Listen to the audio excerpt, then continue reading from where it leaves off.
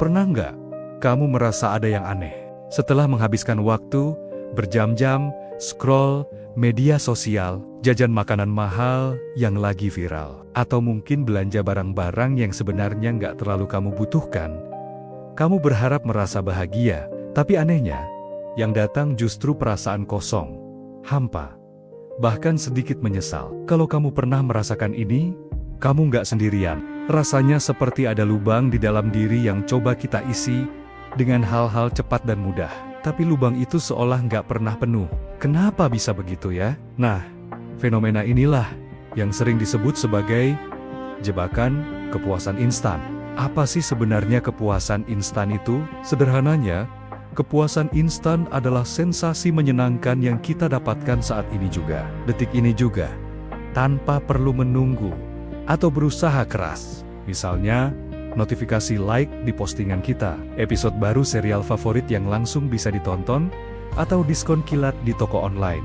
Otak kita, secara alami, sangat menyukai hal-hal seperti ini. Kenapa? Karena ini adalah jalan pintas menuju rasa senang. Tidak perlu usaha berat, tidak perlu kesabaran, cukup satu klik atau satu gesekan jari, dan boom, sensasi menyenangkan itu langsung datang. Ini adalah mekanisme bertahan hidup kuno kita yang berevolusi. Dulu, menemukan makanan manis berarti energi instan untuk bertahan hidup. Sekarang, makanan manis itu berubah bentuk menjadi ribuan hal digital dan material yang ada di sekitar kita setiap hari. Jadi, wajar kalau otak kita secara otomatis tertarik pada hal-hal yang memberikan hadiah cepat. Tapi disinilah letak masalahnya. Setiap kali kita mendapatkan kepuasan instan, otak kita melepaskan zat kimia bernama dopamin. Dopamin ini sering disebut hormon kebahagiaan, tapi lebih tepatnya, ini adalah hormon antisipasi dan motivasi. Dopamin membuat kita merasa, wow, ini enak, aku mau lagi. Nah, masalah dari dopamin yang datang dari kepuasan instan adalah karena datangnya terlalu cepat dan mudah, efeknya juga pergi terlalu cepat. Bayangkan seperti menyalakan kembang api. Terang benderang sesaat, indah, tapi kemudian langsung gelap lagi. Meninggalkan asap. Karena efeknya cepat hilang, otak kita jadi menginginkannya lagi, dan lagi, dan lagi. Kita jadi terus-menerus mencari rangsangan berikutnya untuk mendapatkan lonjakan dopamin itu kembali. Awalnya mungkin terasa menyenangkan, seperti sedang bermain game yang seru, tapi lama-kelamaan, siklus tanpa akhir ini bukan lagi memberikan kepuasan, melainkan kelelahan mental dan emosional. Kita jadi seperti hamster yang berlari di dalam roda, terus bergerak tapi tidak pernah sampai kemana-mana. Coba kita lihat contoh-contoh nyata dalam kehidupan sehari-hari. Pertama, scroll media sosial tanpa tujuan. Awalnya kita cuma mau lihat satu atau dua postingan teman. Tapi algoritma yang pintar menyajikan konten yang terus-menerus menarik perhatian kita. Setiap video lucu, foto indah, atau berita mengejutkan memberikan sedikit lonjakan dopamin. 1 jam berlalu, 2 jam berlalu, dan saat kita akhirnya berhenti, apa yang kita rasakan?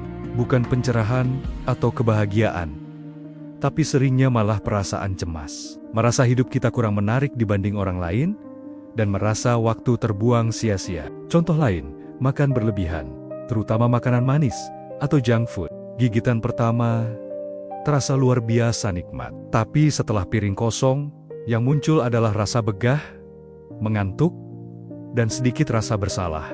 Atau belanja impulsif, melihat barang diskon, memasukkannya ke keranjang, dan menekan tombol bayar, memberikan sensasi kemenangan sesaat. Tapi saat barangnya datang, seringkali kegembiraannya sudah pudar, dan yang tersisa adalah tagihan kartu kredit dan pertanyaan, kenapa aku beli ini ya? Semua aktivitas ini punya pola yang sama. Kesenangan di awal, diikuti oleh perasaan hampa, penyesalan, dan pertanyaan mendasar. Kenapa ya hidupku terasa begini-gini saja? Kenapa aku tidak merasa benar-benar bahagia? Ketika kita terus-menerus merasa hampa setelah mengejar kesenangan sesaat, mudah sekali untuk menyalahkan diri sendiri. Mungkin kita berpikir, aku ini kurang bersyukur. Atau mungkin, aku orang yang tidak pernah puas. Tapi coba kita lihat dari sudut pandang yang berbeda. Mungkin masalahnya bukan karena kita kurang bersyukur. Mungkin masalahnya adalah kita terlalu sering memilih jalan pintas. Kita terlalu sering memilih yang instan, yang mudah, yang cepat, dan melupakan hal-hal yang sebenarnya memberikan makna mendalam dalam hidup.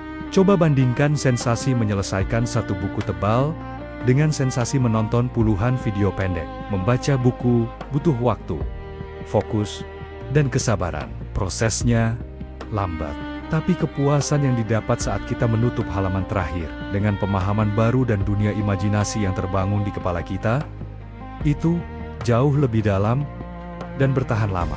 Bandingkan juga kepuasan dari makan junk food dengan kepuasan memasak makanan sehat untuk diri sendiri atau orang yang kita sayang. Proses memasak mungkin lebih lama dan melelahkan, tapi rasa bangga dan kehangatan yang didapat jauh lebih memuaskan. Hal-hal yang bermakna dalam hidup, seperti membangun hubungan yang kuat, menguasai sebuah keahlian, atau mencapai tujuan jangka panjang, semuanya membutuhkan proses. Prosesnya memang lebih lambat dan terkadang sulit, tapi kepuasan yang dihasilkannya jauh lebih kaya, lebih dalam, dan lebih abadi. Pada akhirnya, kita perlu menyadari perbedaan mendasar antara kesenangan dan makna. Kepuasan instan itu ibarat senyuman sesaat yang cepat pudar. Ia memberimu kebahagiaan yang dangkal dan sementara. Di sisi lain, mengejar makna itu seperti membangun fondasi ketenangan batin yang kokoh dan tahan lama. Makna tidak selalu membuatmu tertawa terbahak-bahak setiap saat, tapi ia memberimu rasa damai, rasa cukup, dan arah tujuan yang jelas dalam hidup. Mungkin sudah saatnya kita berhenti sejenak dari perlombaan mengejar kebahagiaan instan. Mungkin bukan bahagia dalam artian euforia terus-menerus yang sebenarnya kita cari. Mungkin yang kita butuhkan adalah arti dari setiap pilihan yang kita buat, arti dari setiap waktu yang kita habiskan, dan arti dari perjalanan hidup kita secara keseluruhan. Karena pada akhirnya, ketenangan sejati tidak datang dari apa yang kita dapatkan dengan cepat, tapi dari apa yang kita bangun dengan sabar. Terima kasih sudah menyimak.